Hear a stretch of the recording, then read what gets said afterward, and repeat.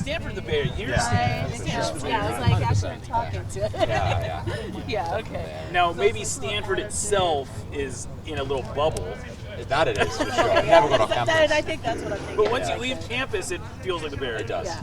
Yeah. Okay. All good? Okay, fire when ready. Yeah, obviously not the way you want to get into the lineup, but what is the sort of your mentality? Yeah, I mean, the first thing obviously I was thinking about was making sure that Frei was okay. That's, think about anything else in a moment like that, and that's kind of where the attention has been the last few days. So I'm so happy to see him in here the last couple of days, and every single person on the team was checking up on him across that period. So, and then obviously, it's not the way you want to get into a lineup at all, but now that the opportunity presents itself, it's just about taking it and trying to continue the work that he's been doing in the goal line. I think he's been playing incredibly well, and so while not trying to beat him necessarily, but just continue the kind of momentum that we have, I'd say, defensively.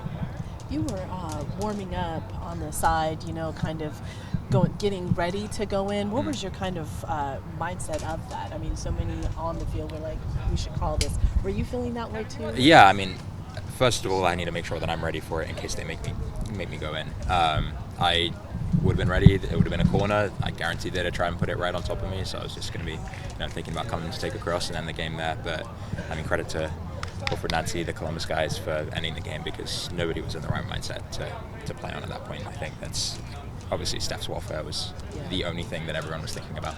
How do you balance the preparation and the emotion that he's watching, carts and ambulances on the field and all that? How do you balance that? It's a good question. I mean, I knew I needed a couple volleys. It was like, just make sure my hands feel good for 3-4 reps, and then after that it was like, focus on Steph, see how he's doing, and then if I'm called upon, I'm ready. I know that I'm did my work before the game. I prepared to go in and just trust that I would have been ready for that moment, even given the circumstances around it. So does that allow you to kind of feel the emotions a little bit more in that moment, and just being able to rely on the preparation you've done? For sure. I mean, like I said, I think I was prepared for that moment, but all of my thoughts were with Steph. It's everything is making sure that he's okay in that moment. And like I said, I just needed a couple volleys, a couple high balls. I can do that really quickly and then reset onto the other things. So, yeah. How does is there a part of goalkeeping where you kind of get used to the fact that you might be coming in, or it seems like the most typical way that a goalkeeper breaks into a lineup is because of an injury? I mean, is there something you got to learn with that? I mean, I think that you're not expected to be subbed into a game unless there's an injury. So, but then that could come in the first minute or it could come in the 97th. And so, as you come to each weekend and every Saturday, I'm preparing as if I'm going to play 90 minutes. I mean, Steph can get hurt in the warm-up, and that would be the entirety of a game. So, I'm sure most people would say the same thing, but you never know when it's going to happen. You hope it doesn't, from an injury perspective, of course, but you prepare as if it will, so that you can play 90 minutes if you need to. Yeah. How much, you're now, I don't know, you probably have a couple dozen first-team appearances under your belt. How much easier is it to come in each successive time? Like each time you're called on to have a run of games. Yeah. How does that change? I mean, yeah, it definitely gets a little bit easier each time. I think that there's still kind of the nerves and the butterflies around not having had a game in a little bit, and but that kind of lends itself to an excitement as well. So, it's been a couple months since I had a first team game, and I'm excited to be able to wear a Sounders badge out on the field again. So it gets a little bit easier in the sense that everyone's nervous for their debut, but there's still the same excitement and butterflies that come with that. Jovic, Kansas City, is having a good season. You guys have faced him with LA a number of times.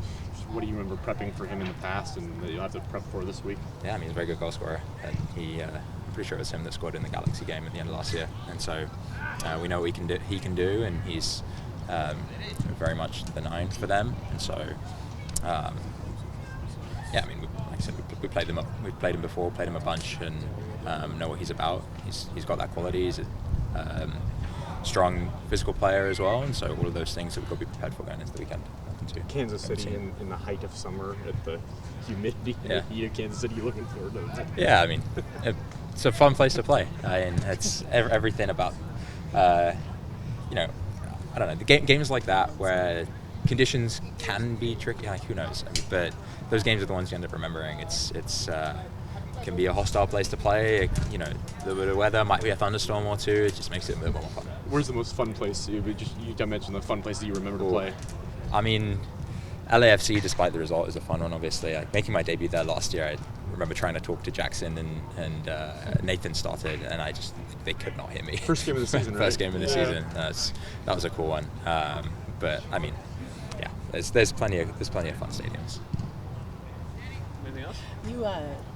Well, I was just going to ask. I mean, Alex has been playing center back. I mean, what's your impression of that? Yeah, I mean, he's done great. He's, you know, I think dropped into that role incredibly seamlessly and has made a number of very good defensive plays, which, you know, that's probably the piece that you'd be thinking about when you put him into that. It's like, does he match up as a centre back? Because you know how good he is on the ball and his technical ability. And I think he's been absolutely stellar defensively, which speaks to kind of how his versatility and the kind of player that he is.